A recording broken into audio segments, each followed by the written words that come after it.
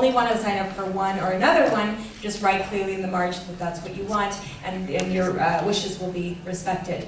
In addition, there's the boycott things going around there. There's a bunch of cool stuff outside on the table. I believe there's still t-shirts, I think, for free. There's all kinds of cool stuff. I can't even remember what they were. And then there's stuff, there's some Palestinian embroidery, there's some small little kafiyas, and then there's my books and DVDs. And the book, by the way, is like full color, lots of stories and stuff.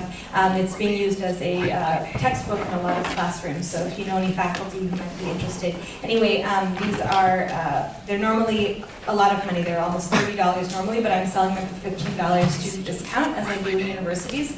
There's a DVD of a very similar presentation to this one, if there's anyone who had been there, been here tonight and you'd like to show it to, or classrooms or churches or another place people show them at. There's a CD of, it's a music CD. The first song is the one that you just heard being sung by Shams and Naisa, and the rest of them are sung by North American women. They're in English. They're all songs about struggle and freedom. They're by amazing women like Ani DeFranco and Holly Near and Emma's Revolution. Anyway, they're $15, and all $15 goes towards a Palestinian girls group in the West Bank working on women's empowerment and nonviolent resistance. So this is $15, a really good cause.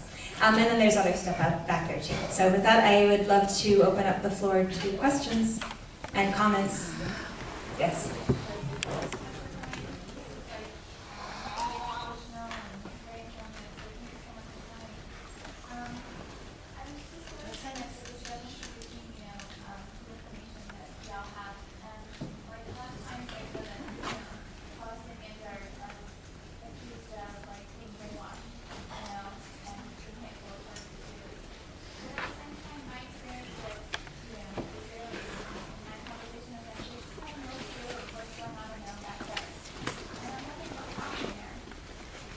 So the question being, just if anyone couldn't hear it, that people always assume that Palestinians are all brainwashed, and which I agree it's absurd that I am given more of a voice than Palestinians, that I can tell their stories with they can.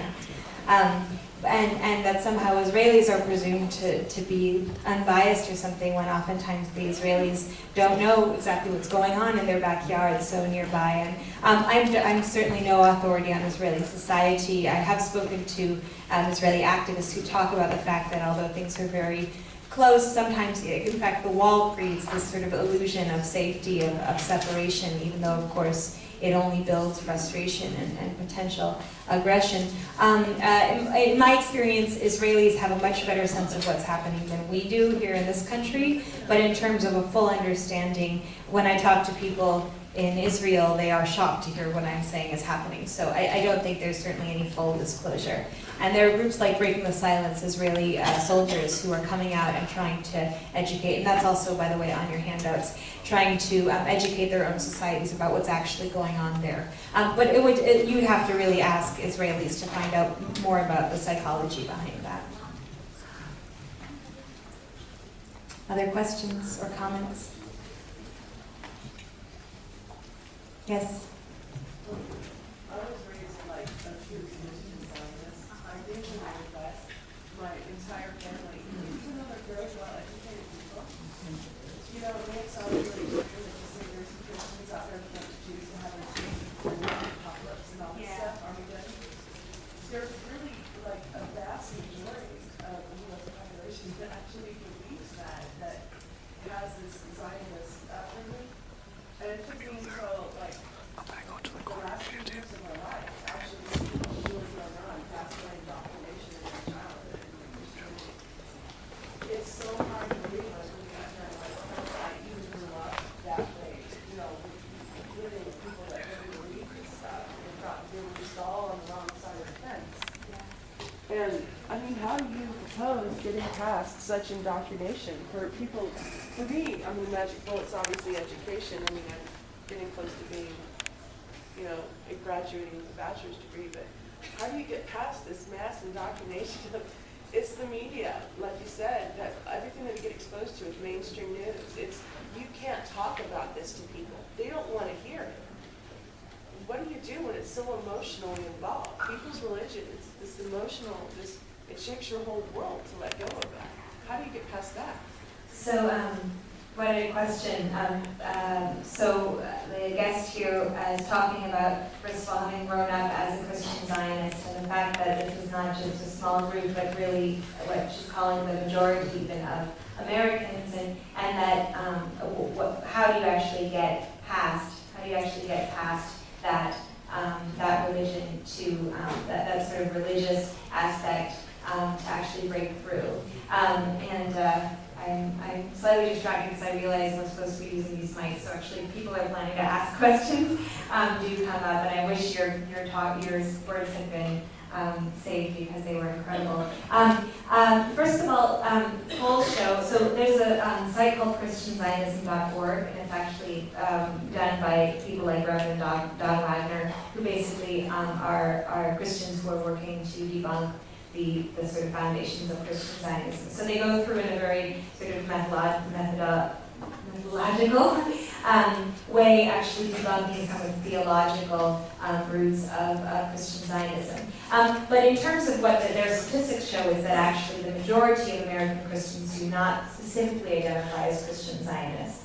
And what my experience is that there are two places I most present in, and they are universities and they're churches. And churches actually are really taking the lead on this issue, on this movement in this country. And certainly it's still a minority of them, but there's the Presbyterians, the UCC, the United Methodists, the Lutherans, all down the line, churches are actually, I think, being more courageous than others. So I think it's getting in there. I believe it's a minority according to polls. And if there is a minority that's never going to see eye to eye, okay, we don't really need consensus. So I guess I focus my efforts not so much on those who are most different, but those who are a little closer, who if they actually saw this, would see differently. And people show, my DVD, they show DVDs like Occupation 101, is it for sale out there tonight? They show those kinds of things to sort of break through a lot of those misconceptions. Other questions? You guys are shy. All right, so I'll repeat them if people don't want to go up there. I was just wondering if you knew statistically how many checkpoints increased after the first intifada? Does anyone, I don't know the number itself. Do you know, the checkpoint number goes up and down. So right now it's getting higher in spite of there having been, to my knowledge, no suicide attacks in the West Bank recently. Does anyone know between, sorry, did you say the first or the second intifada? The first intifada.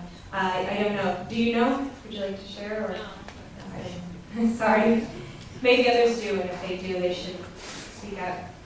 Let us all do our research, including me. Yes, back there. Do the big sovereign wealth funds that exist in extremely wealthy places like Dubai, where people like Bill Clinton are economic advisors to these sovereign wealth funds, are they not able to funnel massive amounts of humanitarian aid into Palestine, for education, medical supplies? Is that not possible? It is happening. In fact, most Palestinians are living off of aid. So there is a lot of aid going in. It's, in my experience, not obviously what Palestinians want. It's pretty humiliating being an educated people, being an engineer and having to live off of aid. But that's what's going on for the most part. The other issue is that, first of all, it's harder and harder to get aid in. Everything going to any Palestinian that could potentially be linked with the Palestinian democratically elected government, Hamas, can be sort of completely tossed out. People can get into trouble for sending it. So it's harder and harder logistically to get the money there. And even once it gets there, the Palestinian Authority is constantly attacked for not having, especially in the past, actually done good stuff with the money. And certainly, as far as I can tell, as an outsider, there was some corruption. But I think the bigger issue is that the Palestinian Authority is not a real authority. It's an authority in name, but it doesn't have any real authority over the area. It is constantly undermined by the occupation forces. Police stations, schools, hospitals are constantly bombed. So it's actually not so much the choice of the Palestinian Authority as it is the Israeli army, how much development they do and don't allow. So it's fundamentally not a question of let's get more money and